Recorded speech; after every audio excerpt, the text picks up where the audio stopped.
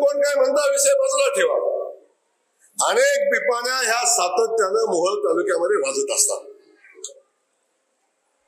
त्या पिपाणीत काही दम नाही, काही दम नाही. फक्त मीडिया समोर यायचं, बोलायचं. फक्त बोलून विकास होत नाही, फक्त बोलून काम होत नाही.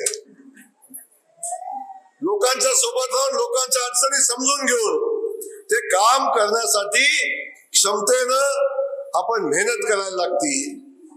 फक्त सगळं सुंदर दिसतं ते सगळं चांगलं असतं असं नसतं, लक्षात ठेवा.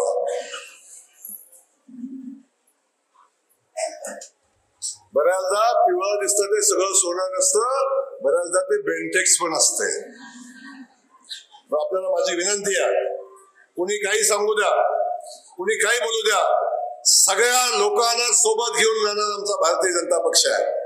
मला तुम्हाला सांगायचे आहे, माझ्या अगोदर माननीय मुख्यमंत्री महोदयांनी मोहोळची माहिती घेतली होती आणि मला सांगितलं जे मोहोळचा नगराध्यक्ष भारतीय जनता पक्षाचा होतोय.